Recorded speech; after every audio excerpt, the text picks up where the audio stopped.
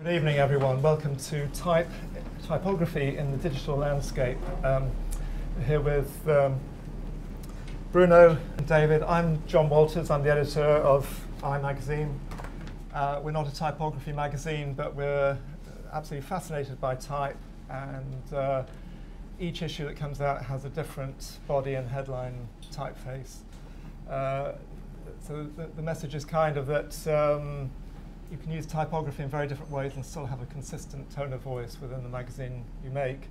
I've been invited to chair this, what I hope will be a very good-natured discussion about the nature of type now and in the future, and thorny issues such as licensing. And, but I'd like to kick off by asking both Bruno and David how they first discovered type, how they first got the bug for type and typography. What was your first experience, Bruno? Well, when I was 16 years old, the time comes, you just finished school, time comes, you need a job. Yeah.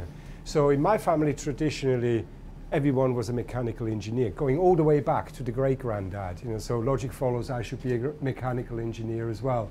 So there I go on a grim, I'm talking about a very grim January morning in 1978, doing a one-week work experience in this engineering company. I'm walking in there, and there's about 300 people filing away, and I'm thinking, God strike me down if I have to do this for the rest of my life.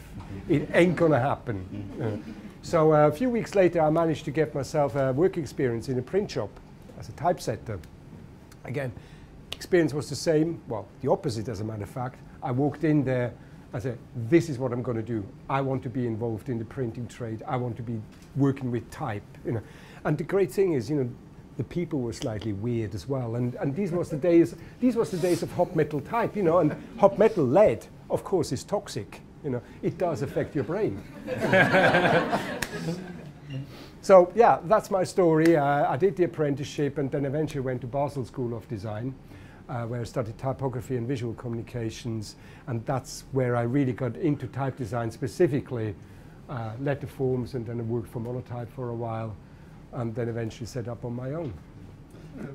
David, what was your formative experience with typography? Going to a Ico-Grada conference, seeing Saul Bass and Hans Rudolf Lutz, I think the first time, and then going to The Guardian at almost in the same day as a kind of trip, and seeing motion and movement and type and storytelling on screen for film intros and pieces, and just being amazed at the expression and level of art, craft in that, through to going to The Guardian and seeing them laying out sheets, broadsheet by hand before pre-digital stuff. This is 1988. And so those two, getting the polar opposite of information density against just artistic expression, I think kind of fired me off on it. But the whole thing about the newspapers was so exciting. I mean, one of the things, in my apprenticeship, that was so exciting. As a first-year apprentice, we always had, every Friday we had to go and do the paper recycling. A job that you can do in 10 minutes. Of course, you take 2 hours. But it was always at the time when they would start the big news presses, the rotation presses. And, they're not just poxy little printing machines. They are monsters. You're talking about 30 meters long, 20 meters high, and they're starting rolling them. And what we used to do is we would stand there, the machines start going, and then they get speed, up to kind of 10,000, 15,000 an hour. Yeah. And the entire building vibrates, and we just stand there and go like that. That was so much fun.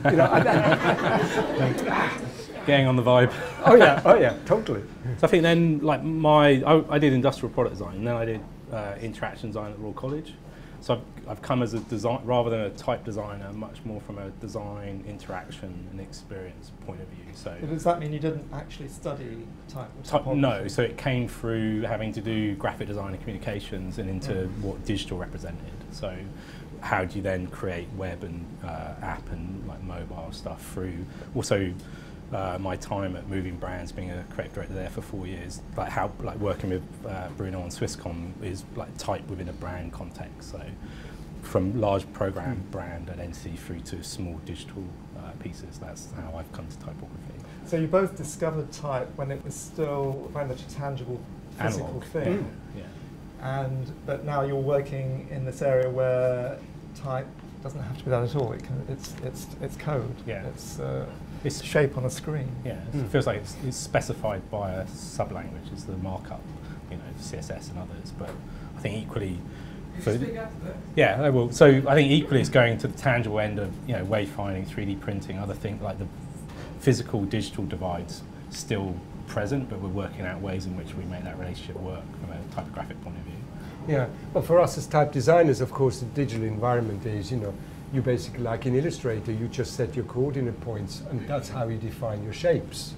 Yeah. And to a degree, I think, the younger generation who's now picking up that trade, I think they have really missed out on a big chunk of history.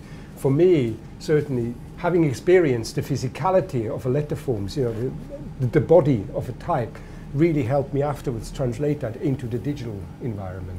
Not so much how it is used, but actually how the letter form is drawn. It gives you, it's tangible. So Bruno, I mean, you hire a lot of young type designers. Is that understanding essential for someone who comes and works for you?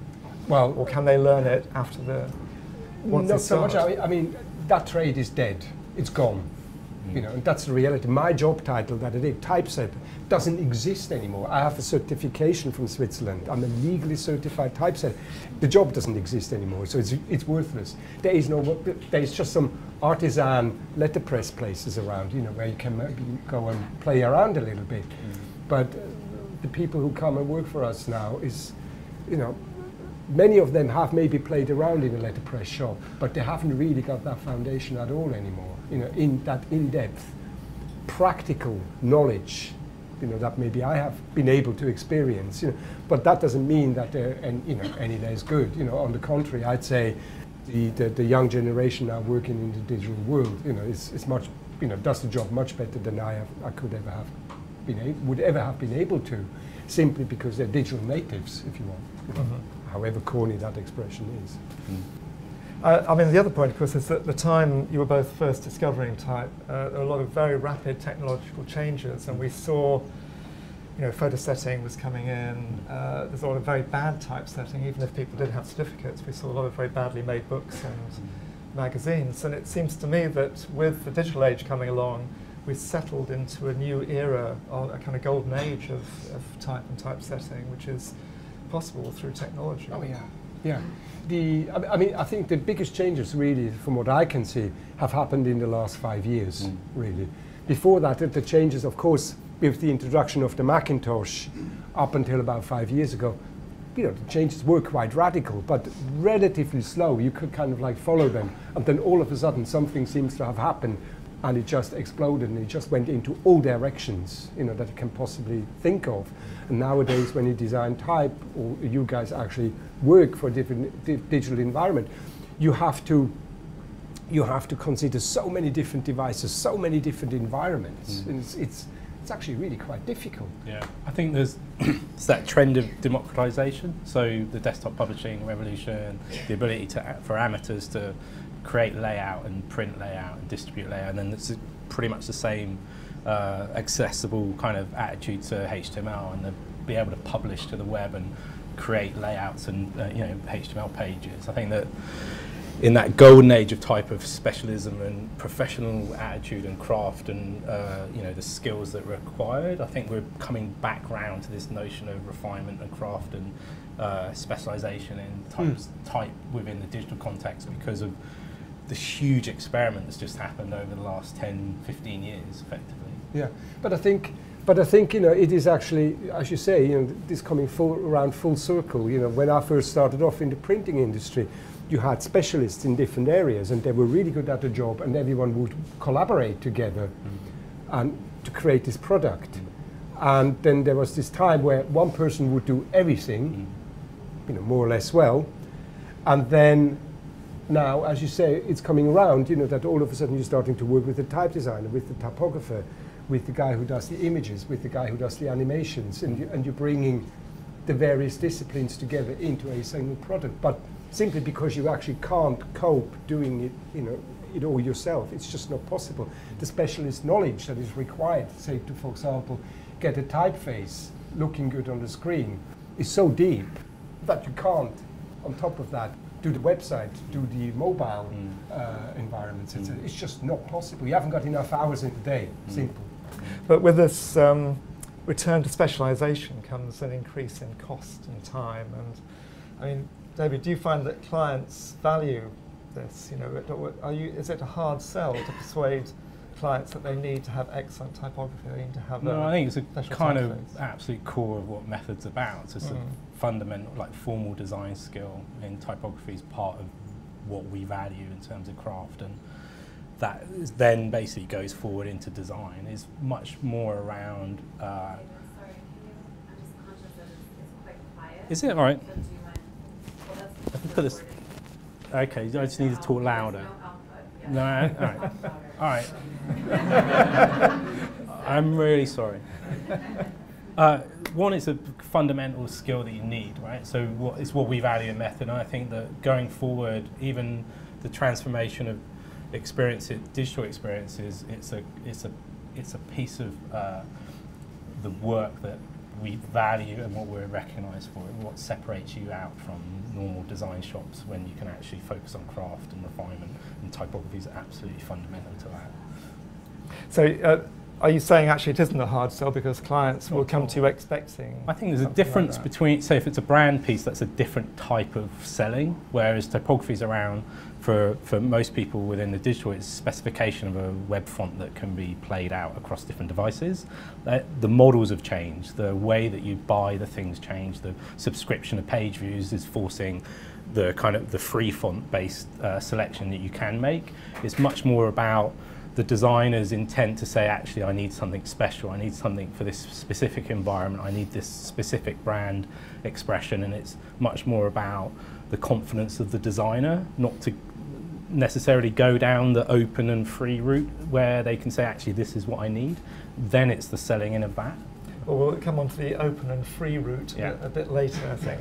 The second section of your agenda here, Bruno, is the responsive experience. And I'd quite like to hear what both of you have to say about the way typography behaves, the way typefaces behave in very different environments, whether it's on the printed page or on a mobile or on any kind of screen or banner you might come across. Indeed. I mean, I suppose, or before the whole digital revolution, before the Macintosh came about, type was used in print, and that was it. You know, you had one environment. Well, print was the default. It was the default. And as a matter of fact, it was the default up until about 2005. You would design primarily typefaces for print, and only secondarily, actually, for application in a digital or in a screen environment. You know. Now it's completely the other way around. The primary purpose of a typeface is on the screen. The secondary purpose is on print. You know, we will print, maybe. You know, so it just has to work on top of that.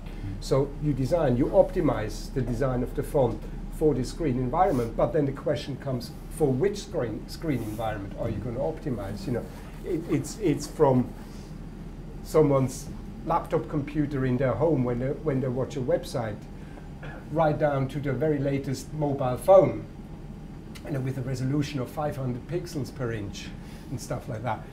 How do you design for that? You know, this is really where we possibly need to start looking at technology to help us consider creating variations of a font geared at specific devices. But it's not only the resolution that plays a role here.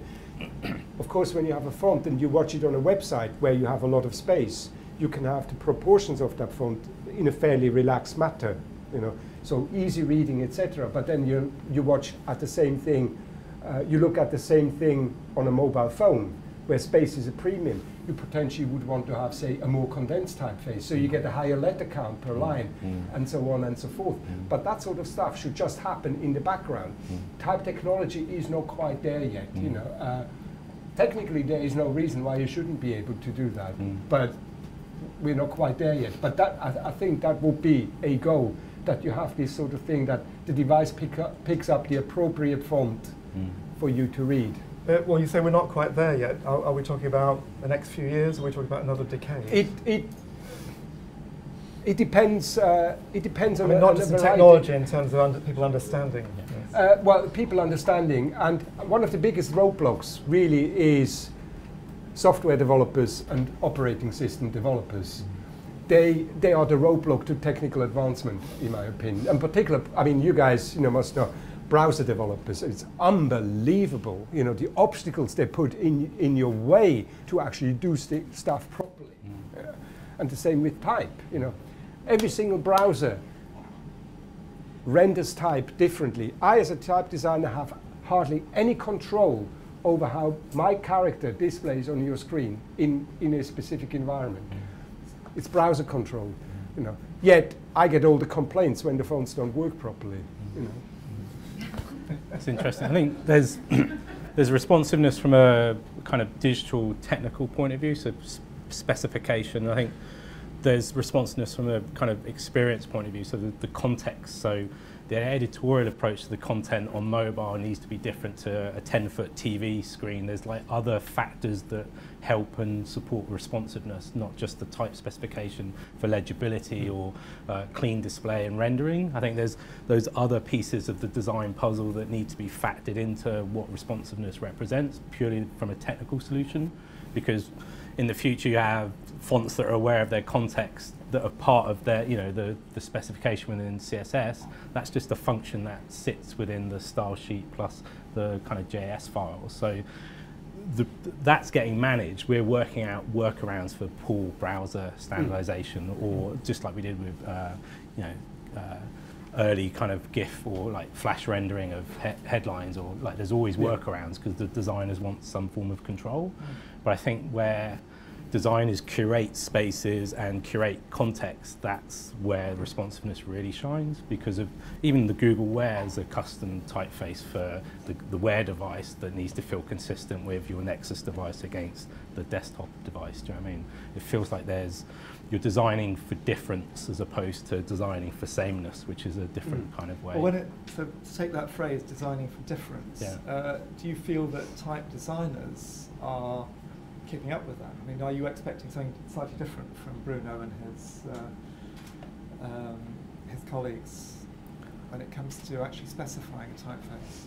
I think that's specifying a new version of an old familiar typeface. I think it's versions of it, isn't it? To do with scale, like scale-free versions of typefaces, master sets that have variation. Like, so a typeface that has great numbers because of data visualization is a requirement in some forms, right? As opposed to just letter forms in an alpha kind of bet kind of sense. I think the ways in which you can change the styling specification of something is equally important. I think because what you're entrusting with when you're working with Bruno is that legibility being a fundamental component and the kind of clarity of the typeface, as much as the expression and attitude of the type design and as it sits. It's that kind of baseline of just usability, effectively, like accessibility for everybody. I think that's the difference we expect. A few years ago I interviewed Christian Schwartz, a commercial type, about the whole burgeoning area of web design, and he was saying that there's a certain reluctance among some designers, or rather a feeling that maybe they didn't have to specify every font for the web. Perhaps it was sometimes quite comforting to be able to just use whatever the font came with the browser that would just work. Yeah. That not every application needs to have a different typeface. But is that sacrilege to you, Bruno, or do you? No, not at all.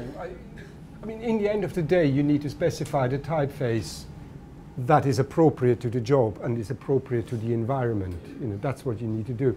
But it doesn't mean that you have to kind of like reinvent the wheel every single time. Except never ever use Helvetica. Let's just get that clear right now. Okay. Let's get that straightened out. Yeah. It's Neuhaus grotesque. Exactly. Even there, you're already on thin ice. But it's like if you have a typeface that you're actually comfortable with, except Helvetica. If you have a typeface that you're comfortable with, and you think, well, that typeface, works in 80% of the environments I want to use it in, go ahead and do it. But again, it's got to be appropriate to the project you're doing. The typeface that you're comfortable with is not necessarily the typeface that conveys the right tone of voice for the project. Yeah. I think we balance between, we've had to start working with defaults. So what's the default family sans serif? Like when there's a lack of specification and the designer's requirement to feel comfortable with that lack of control. I think that's a new form of design where we're designing flexibility and difference as well as specific specification. It's kind of two ends of a spectrum, and that's we have to encompass both, I think. Definitely. Yeah. And today also, as you know, the digital media allows you to go global. You really have to start thinking about language support. You know, that's a really big subject as well, and that instantly will affect the choice or the availability of choice that you have for typeface designs. You know, Chinese. You know, it's a handful of fonts that you can actually use. For example. Yeah, massive characters. Well, perhaps we'll get on to that a little Yeah. later in the discussion, but something that just came up as we were chatting outside, do you really think that the typeface can affect the meaning of the content of the words being written? Oh, absolutely. I do think so. I mean, and you have, with usage of type, you have to put it on two levels. One is the text type. In text type, whatever you do as a type designer has to be absolutely subtle, because first and foremost, you have to think about functionality. You have to aid the reading process. You have to make it as easy as possible for the user of information to be able to absorb and process that information. So I can't go off, you know, in a massive ego trip, you know, and create funky characters when it just basically disrupts the reading process. That would be completely wrong. And to a degree, text fonts are a little bit more neutral, if you want, but even at the text level, the texture that you see on the page and how the characters, you know, have this lovely interplay, that already affects the way you perceive the message in itself. You know, if you use something like a grotesque typeface, like Helvetica, which is all closed up, you know, very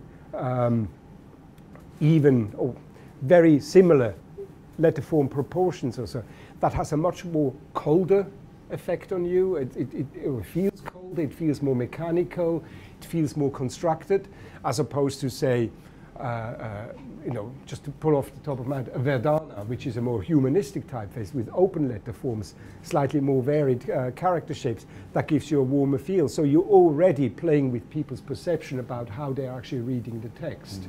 You know.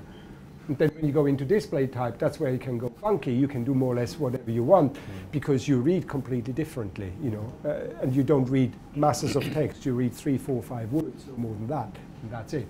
Well, David, you mentioned seeing Icagrada and people like Saul Bass and Milton Glaser, who we think of their display type or use of display type as being very expressive in film titles and posters and the like. Is that something that you can let rip when you're working with clients with a method, or does legibility and clarity always have to come to the fore? I think it's a bit of both. Depends on what the brief is. I think the visual web, that trend of larger scale image-driven content, you know, type an image or type an illustration is the kind of norm.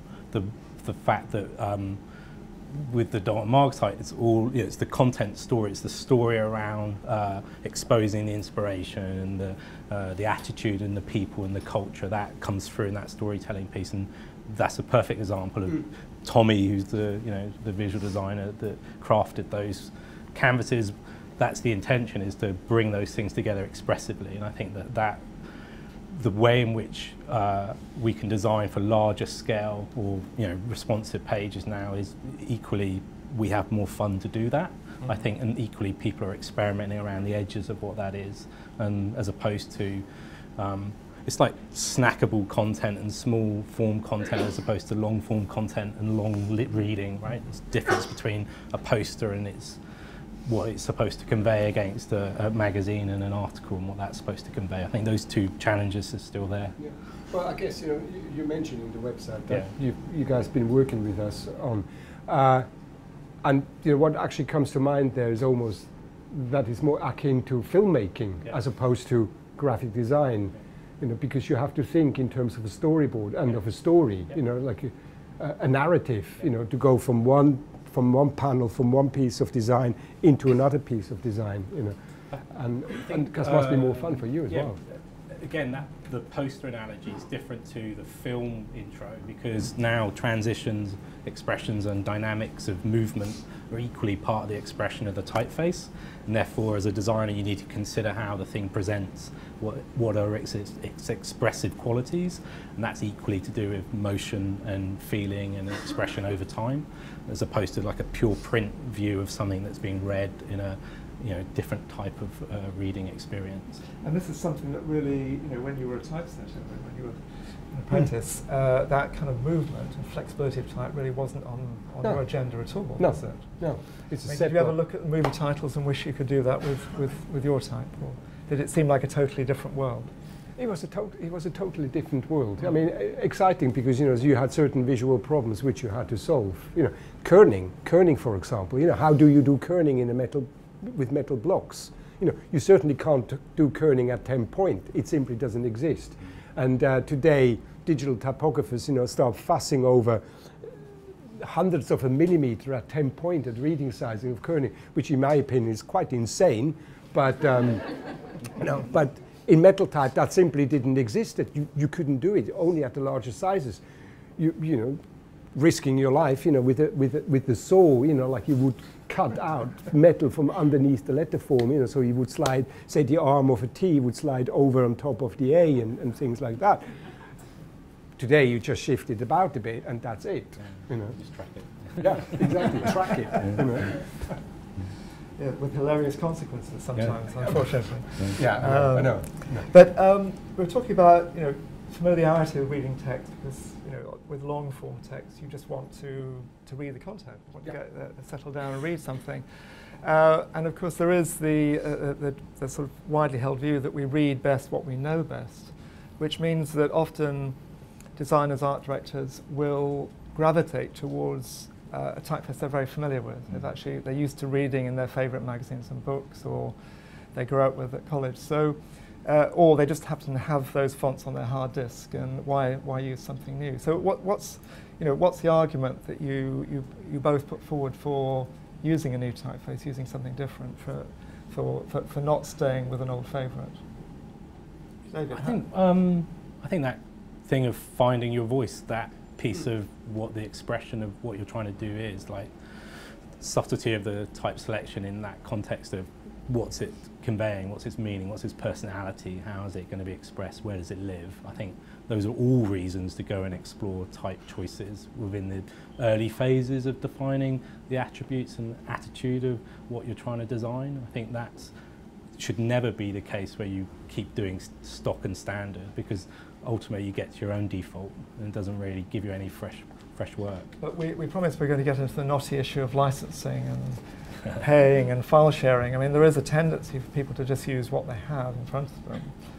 And I mean, do you think, are you happy with the present situation, the way you find and buy and license new typefaces? I think there's like the official model and then there's the unofficial model, and those two things are kind of coming together, especially the way that Bruno wants to think about that stuff. I think, the premise that typography is a commercial product that has an owner and it needs to be bought is one thing. Then there's the peer-to-peer sharing, free, exclusive against freebies and downloads and other pieces, because what the designer needs is the ability to try something out and to experiment and to drive that through the design work, which is something that Bruno's recognised in what they're doing. Yeah.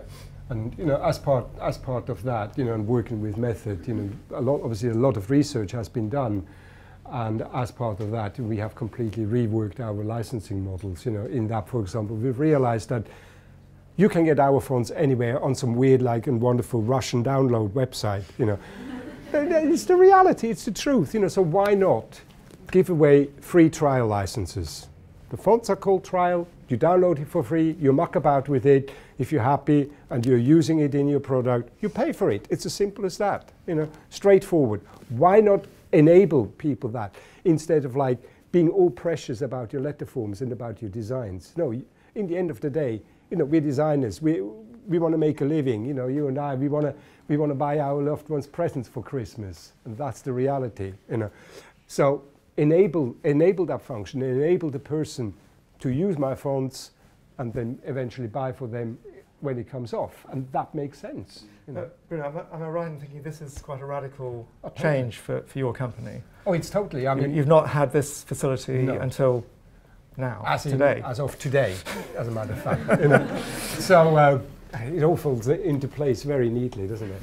No, but no, it's been on my mind forever and ever. You know, and I've always been thinking about, you know, what can you do? But I can understand, you know, in the type design industry, why people are really super reluctant, you know, giving away their IP, their blood, sweat, and tears, you know, because you consider that a typeface, if you do it properly, it will take you, for a font family, say, of 6 font styles, it will take you the best parts of 5 to 6 to 7 months, depending on a bit on what it is. That is a lot of time. There's a lot of investment. And how many people working on that? That would be maybe 2 people working on that. You know, so it's a considerable investment to do it right.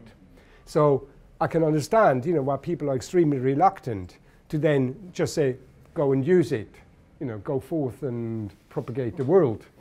But it makes commercial sense in the end of the day, because this is exactly comes around. If I don't give you the opportunity to actually use my fonts, then you won't. Then you will always be sticking around with Helvetica forever and ever. And, and my grandchildren will still have to read that monstrous thing. You know. This is the point where we need a live video link to Melbourne, where Stephen Banham can give a half-hour rant about Helvetica. Very good. I mean, have you ever met Stephen Banham? No, I haven't. Oh, you're soulmates. He has. He's been waging a very long campaign against the use of Helvetica in public spaces in Melbourne. It's very entertainingly. Fantastic.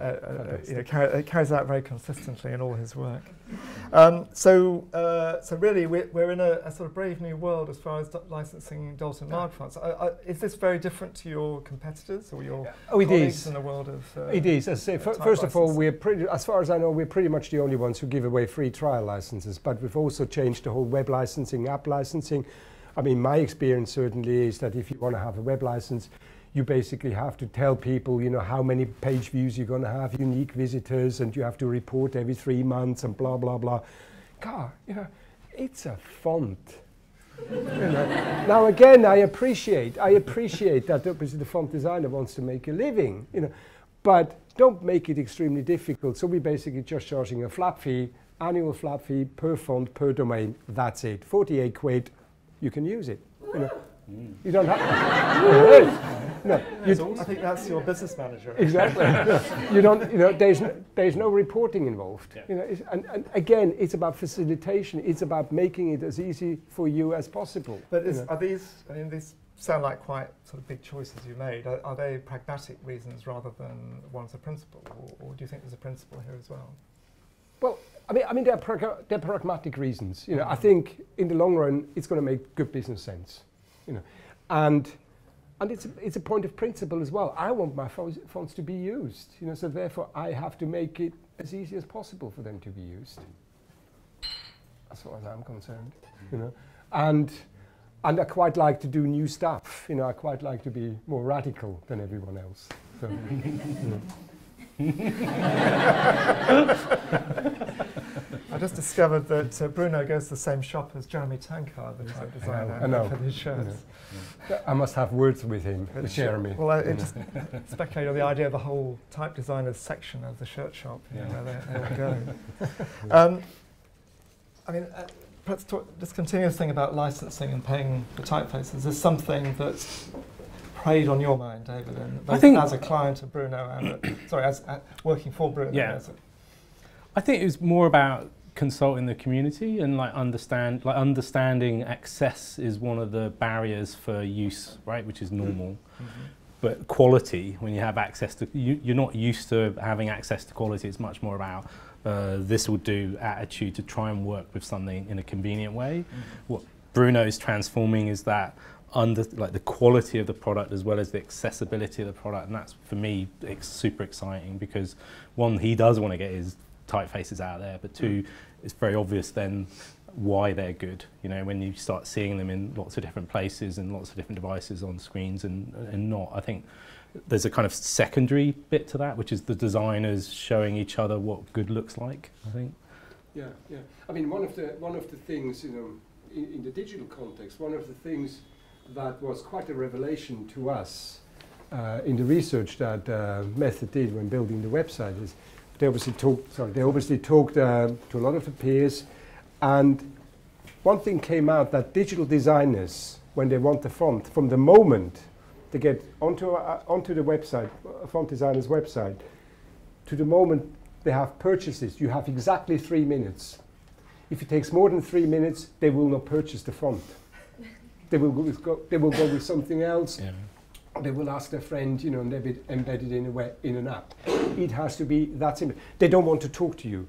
They do not want to bother themselves with licensing and reporting downloads, app downloads and all that sort of stuff. You have exactly 3 minutes, and that's it. Yeah. You know, and that kind of like conversation has then sparked a lot of the ideas about making stuff more accessible, you know, particularly for the digital world and that very fast-moving world as well.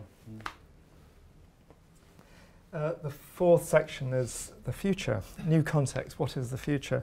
And we touched a little bit on non-Latin typefaces before, because this is an area where digital type design has really liberated huge parts of the world in terms of access to typefaces that go beyond the normal Latin alphabet. So can you just explain a little bit about your work in this area? I mean, you've been working in non-Latin area for a long time, but yes, I mean, and digital's really changed this, hasn't it? Oh, totally, because, you know, digital has given access to everything, and the biggest project we've obviously worked on is the Nokia UI stuff, you know, Nokia Pure, which by now comes in something like 19 different writing systems, you know, so covering probably about 90% of all the languages spoken in the world.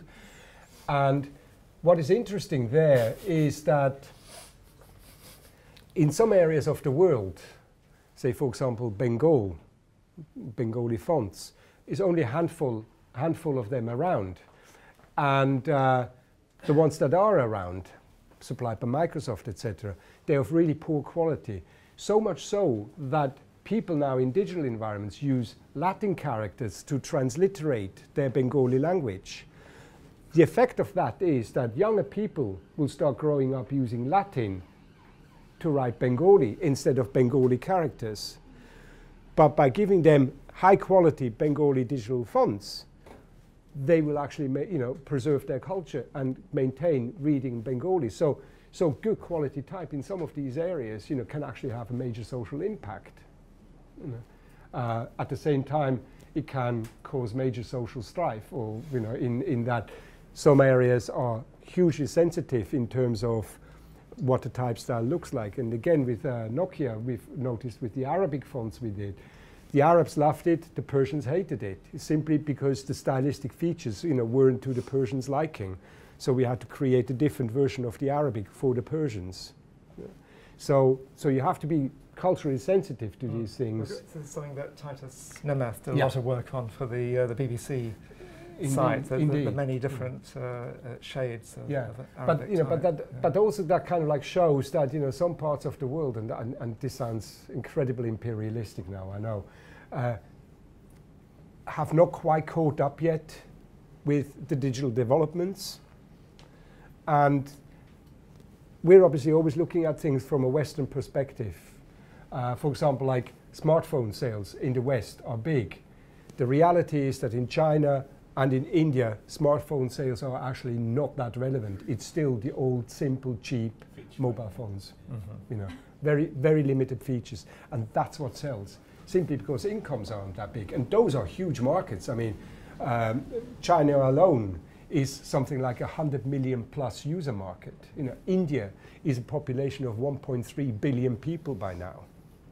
Now, so we're looking at another 100 million, 200 million people who use mobile devices, but they are the cheap ones, you know, not the expensive latest iPhone 6 Super Plus, you know, whatever it's called. I mean, this is quite an interesting issue, isn't it? Because, you know, type and language, that they're important elements of our culture. and yet the development is so powered by a very small number of big corporations. Yeah. So, I mean, I know you've worked with a philanthropist on one of your typefaces. Yeah, the Ubuntu font was created for the Ubuntu community and all paid for by Canonical, which is really paid for by Mark Shuttleworth, billionaire, South African guy, great heart, just pours money into this whole open source stuff, And and there are areas there in this environment, where maybe some developments can happen. I mean, do you think this might be part of the future, that there is a need for subsidy or philanthropy in developing typeface design, so that it's not just left to the vicissitudes of the free market? To a degree it is, and the problem is that complex writing systems, such as Bengali or Chinese, are just so laborious to create. They require so much effort to do well. The sheer manpower involved, I mean, I was giving you an example of 4, 5, 6, 7 months for a Latin font in 6 font set. You translate that into a Bengali, you're talking about 18 months. You're putting that into a Chinese, and you're talking about 2.5 years, simply because of the number of characters, for example. So then all of a sudden it just simply doesn't become affordable anymore for like a type foundry like ours to actually do this of our own back. Or you do it sort of like whenever you have a bit of spare time, and then it becomes a 10-year project, if at all. What's your feeling about this, David? Is this something that affects the kind of clients you're working with, particularly in the non-profit sector? I think there's that. Normally it's the corporate kind of like the Nokia notion of we're global, and they go and put investment into those specific projects. I think it's important to be global. Has to be, yeah. But it feels like then it's always the brand ambassador is the corporate way of delivering that stuff. So the feature phone is the Nokia against, that's the digital piece of that. But I think there are other mechanisms, not to say crowdsourcing, but other like the social cause and community-based ways of working where people are giving time for free, or other crowdsource systems, or ways Mechanical Turk, or if it's about volume of stuff, it's about those open projects. I think there's much more of an appetite for looking at those kind of open projects where you can invite skills in and share. Like Hack Week, something like yeah, things that you don't want to lose, like the identifying things within those cultures that you don't want to lose. And I think there's much more of that social effect that can come to bear on it as well. So it's not just owned by the corporation, but by people that are passionate about saving something and involving their own networks and extending their networks to try and make that happen. I think that's a different model. I think it's a very beautiful and optimistic view of the world. Maybe I've just become jaded, in my career. And having worked with the open source community, whilst on one hand it was a really great experience, on the other hand, it can be a dispiriting experience because everyone has something to say, so decisions are never taken, and eventually you just lose the will to live, and to do anything. So it's two sides to the coin, I think we should wrap up and maybe go to questions from the audience. But would you like to say something as a concluding thought about the future? I think we're merging and we're changing, aren't we? So the behaviours of how we consume is changing, and with those new behaviours, different forms of entertainment, different forms of communication, from machine to machine, sensors and other. We've got no real languages for those as well. And I think like types are going to always be the fundamental unit in terms of meaning and that sense. And it's just interesting to see how that's going to change when IA come in, when intelligence comes in, when what's robot to robot, what's that, what's new forms of smaller types of atomization of meaning and content. I think that's, for me, part of that future. I think that's interesting. I think, again, equally, when we're emerging and changing, like the Bengali context is, how do you save stuff that feels like it's being lost against how do you help it evolve into something it's going to be? I think that's the challenge. I mean, certainly for me, one of the interesting parts in the future is the convergence of science and design. I think at the moment there's far too big a chasm between the two disciplines. You know, scientists are on one side doing their own stuff, you know, and actually having a great piece of knowledge, and the designers reinventing the wheel over and over again instead of actually starting to build bridges. And I think that is something that may well happen, you know, and digital access to information will probably well facilitate that, you know. I think you got Gaze UI. Like if you think about quantified self, how do I read, when do I read, what do I read, all that meta information is coming, right? An awareness of how I like to do something, and it being qualified by data is an interesting, you know, space. Yeah. Thank you very much. I sense the natives are getting restless down here. There's an interesting conversation I really want to hear. So who would like to ask the first few questions before we actually break out some more groups? What would you want to say? I have a long question too, but I think I will just...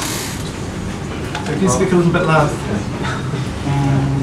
My question is a bit too long about an actual responsive and device-centric font, which you're talking on earlier in the beginning, because I'm one of those civil guys, a software engineer.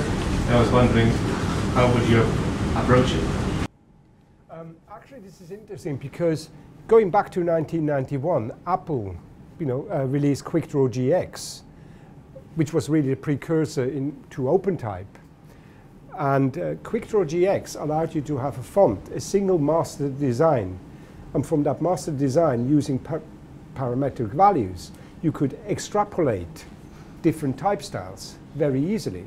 So you wouldn't interpolate, you extrapolate. And that was actually really, really clever. And Dave Burlow from the Font Bureau, they did one font, Skia was called. And it was very, very successful. So you could do, you know, you could go from condensed to extended, from light to bold, all from a single master design. That could potentially solve, you know, some of these problems. Thank you. Sure. Question there.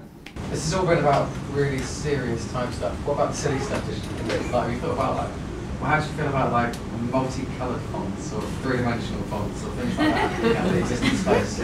Other things that digital can kind of bring to someone. There's a question about silly stuff. Well, yeah. not so silly, actually. It's quite serious. Multicolored and multi-dimensional fonts. I've always been, starting with the multi-dimensional stuff, I've always been trying to get my head around that. Letterforms are inherently flat, you know.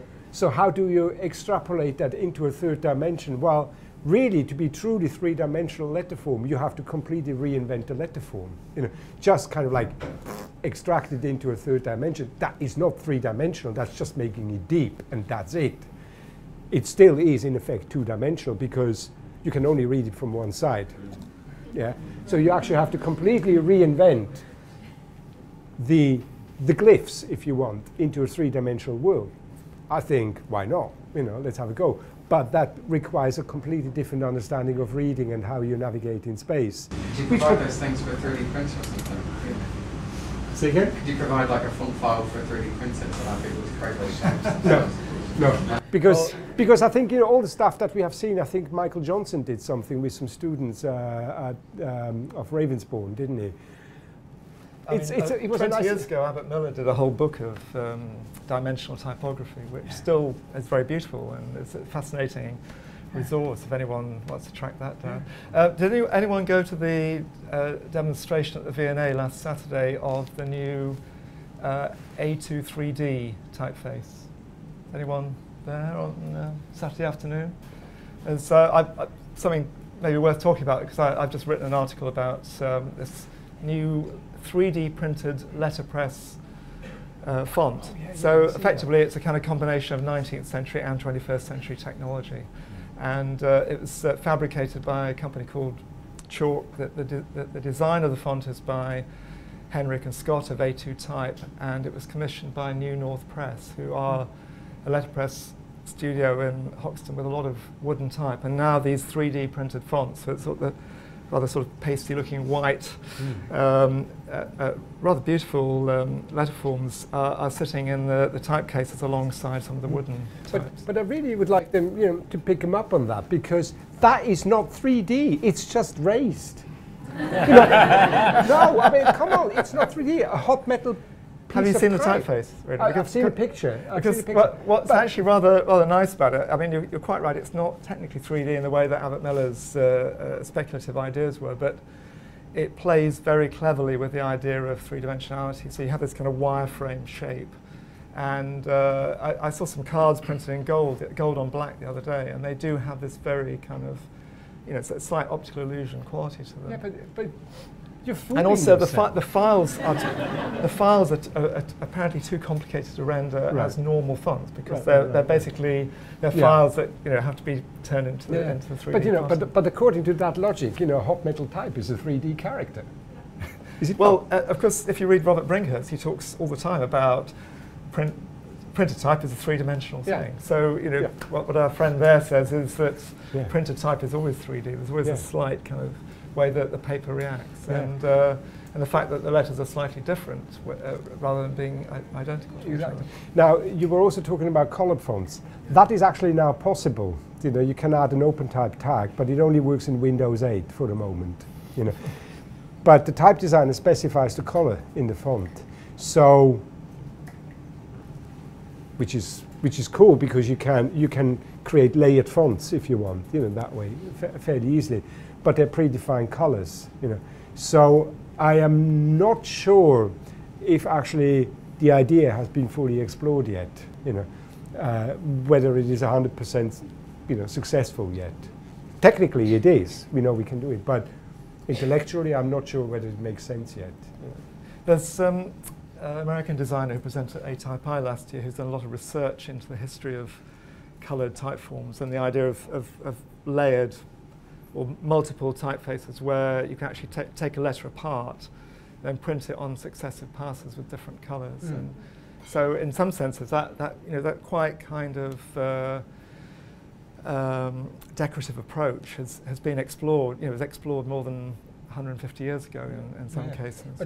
But in terms of responsive design, would it not be cool? You're on a website, the camera on the computer scans your retina, right, and detects whether you're colorblind, say red-green, and then obliterates all red-green on the website and makes it blue-yellow. Hey, job done. I think that's a great research project for someone in this audience. I think we want to hear back about that in a short while. More questions, please. Question right here. I have a question. So I'm Kate. I'm a project manager at Methods. So we've been working together for the better part of the last year. And I guess something that came up for me tonight that I don't really think I know the answer to yet is, so I'm really fascinated with how typography and culture, typography reflects culture and culture is an input into typography. And how do you, when you're working with a client, for example, Nokia, like on a new custom font, and you're defining all the different scripts that you're going to have to design for, how do you give the designers that cultural immersion so they feel grounded enough to be able to design within that context? Yeah, you really have, and some of the guys here, from Dalton Maag are probably much better qualified to talk about it than I am. But to put it short, you really have to do the research. You really have to spend 2 or 3 months immersing yourself into that writing culture. You have to do, you have to do the research on the historical sample, what has been around and what hasn't. You have to do calligraphic exercises. For example, in Latin, when you do calligraphy, your broad-nibbed pen, is held at roughly 30 to 45 degrees angle, so that gives you a thick vertical stroke and a thinnish horizontal stroke. And but in the Indic script, the angle is reversed. So in the curves, the modulation is exactly on the opposite end from the Latin characters. So this is only something that you can actually understand once you start working with the tools, with the writing tools. Then you understand how the characters are modulated, and then you also get to understand how the character forms are actually constructed.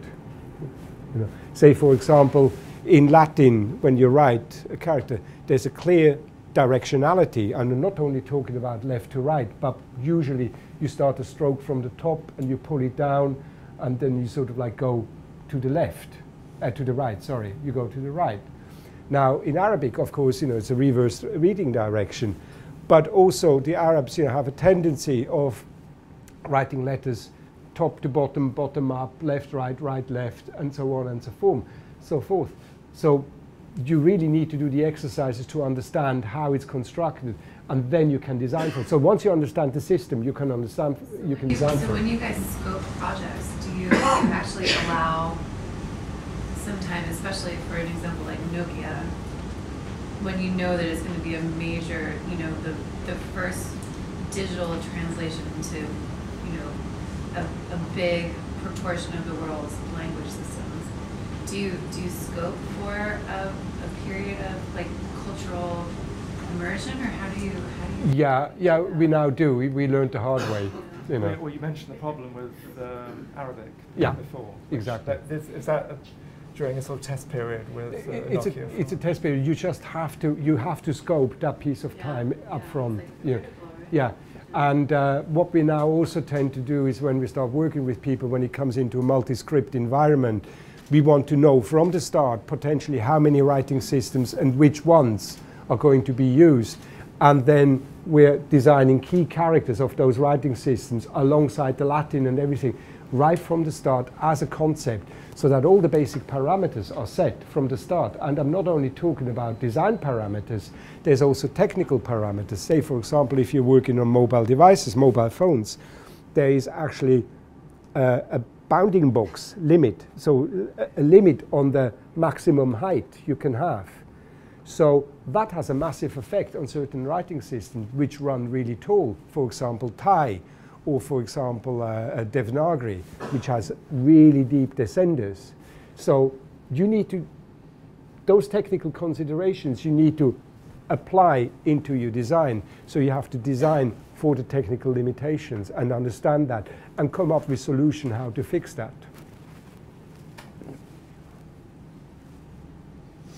More questions?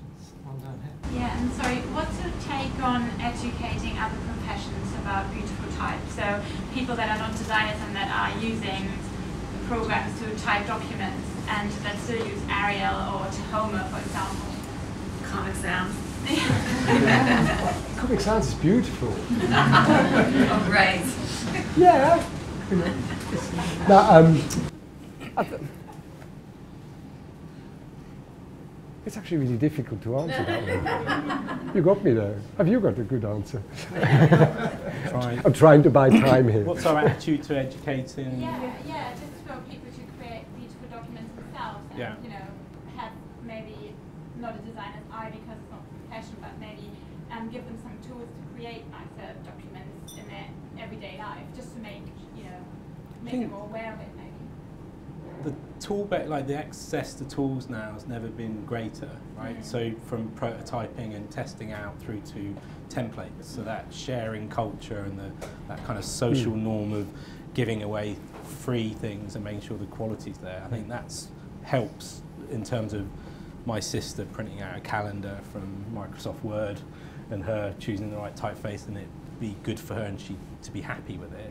I think the nature of the web and people publishing and the notion of the kind of what good looks like and the quality of that and the self-referencing between peers, and I think that's another way in which you can see examples of why it looks good, and there's comment and debate around what makes it good too, so you can engage in and learn from others because there's an active conversation around those things. I think that's, so we're at that time where if you're interested, it's there, it's really there for you if you want to see it.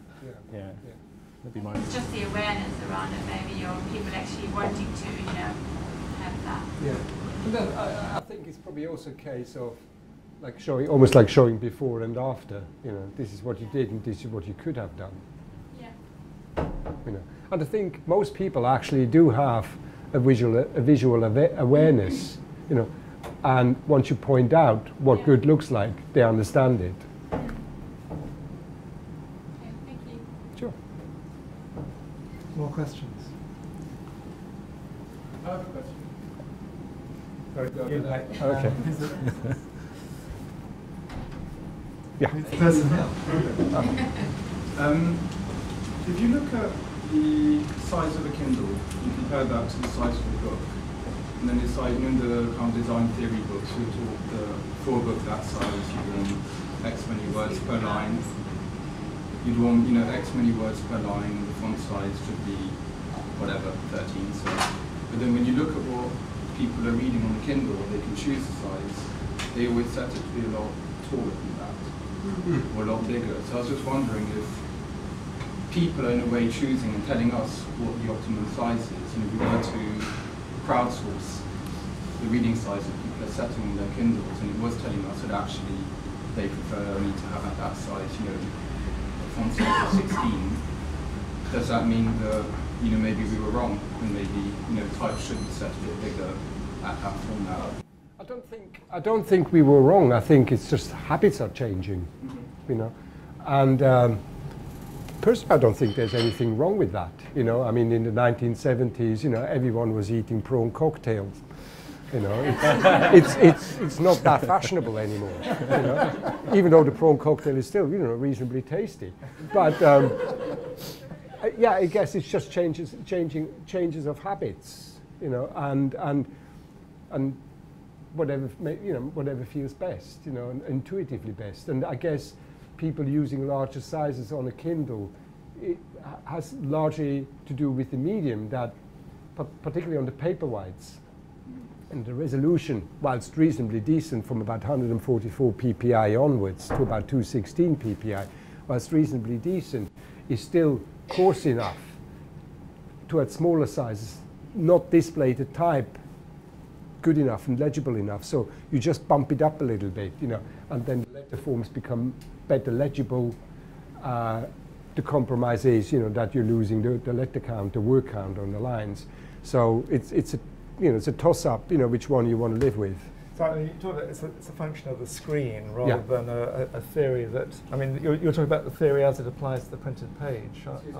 Were you talking about the theory of type size That's it. on the printed page? Maybe people do actually, prefer to read bigger, and we shouldn't be teaching people, or people shouldn't be taught, to set size so small, basically. Set type so small. Well, except, I mean, just thinking in my own experience, I tend to read type bigger on screen and print it out at 10 point. I think it's just the nature of the different mediums, and maybe as screens change, this will also evolve in a different way. I've actually read a study on that, where these people did a research project, and one of the dimensions they were testing was type size, and it was specifically within web design. And the study is back from about 2006 or so. So screen resolutions are still fairly low. And people got the most pleasure out of reading a 26 pixel size. As it gets larger, the pleasure actually drops again. So 26 pixels. How do you measure that pleasure? What is that? How long do we have? What? How long do we have? Gentleman here has on licensing. Yeah. Back on licensing, can you foresee a future where all type foundries start to offer a subscription or licensing service? And what are the barriers to that happening? I think it would be great for, as a designer, to have access to a lot of typefaces at the quality that the type foundries want to offer it at. But why has it taken so long for it to happen? And when might that happen in the future? Yeah, I think one of the reasons that it took so long to happen was enormous development costs. Like if you, for example, look at a service like Typekit, enormous. I mean, they spent millions of dollars, developing that system, and relatively, certainly in the short term, relatively low returns on that. So pure economy, I guess, why it took so long. Parts of it is technical as well. It took a long time because obviously in the beginning days, I mean, Typekit's been around since about 2009 or so. That's when they first started talking about this, and there was huge resistance in the type community to that. The thought that goodness, someone could actually use my fonts, and only pay 50 pence a month, kind of thing. The kind of like idea didn't quite compute, but then Typekit persevered and created a viable model, basically, and a sustainable model, certainly for the type designers. Whether it's a sustainable model for Typekit, I don't know. Because there have been subscription services in the past, haven't there? If you look at the sort of what was it, the Letraset Elite service, course, they had a kind of curated set of typefaces you could subscribe to, and they came out every month. That was that had a limited amount of success with the technology of its time. Yeah, but all these subscription services, are always based around protection of the intellectual property. And some of the services, you would buy a key and the key would expire, would be in the system, and then it would expire and you couldn't use the font anymore. So it's always based around protection, but maybe we need to rethink the whole scheme and actually base it on education. Basically tell type users, the guy who actually draws the letter spends X months on this and he wants to buy his children Christmas presents. So pay for it. That argument didn't work too well with musicians, did it? No, I know. I don't know. I haven't got the answer for it, I must say. More questions, or shall we, one question from the gentleman there and then one from here and then we'll wrap up. So. Maybe it's a bit of a gimmick or a novelty, but how do you feel about animated typefaces? Like, have you seen any good uses? The question is, how does the panel feel about animated typefaces? You mean letter forms that bounce around? Sorry, can you repeat the question? How does Bruno feel about animated typefaces? Is it a gimmick? Yeah. So you mean like letter forms that bounce around, or? Body copy, titles, display. I must say, I haven't really thought about that, in detail. I haven't really given it any thought at all. But it's intriguing. It's intriguing. But I mean, like, if you're looking at animated type, I mean, certainly you do have animated type, say in information displays, where it goes round. I mean, just look up there. That's moving all the time. Exactly. So again, it's not necessarily gimmick. You can create certain effects, and which can be positive within the context. Obviously, if it affects the readability or the legibility, I must say, not the readability, the legibility of the text you want to read, then I think you're missing the point. Where do you see typography going in the future, and specifically what areas get you excited when it comes to typography and the digital landscape? Might be a long one, sorry. David, please answer that first. I'll bring no thanks. I think like where we get smart tattoos and type on the body that actually has a digital component, that's super interesting. Like dermal level type where we're moving. I think type where we're streaming OS and it's not on something, it's streamed from something else. I think there's a whole.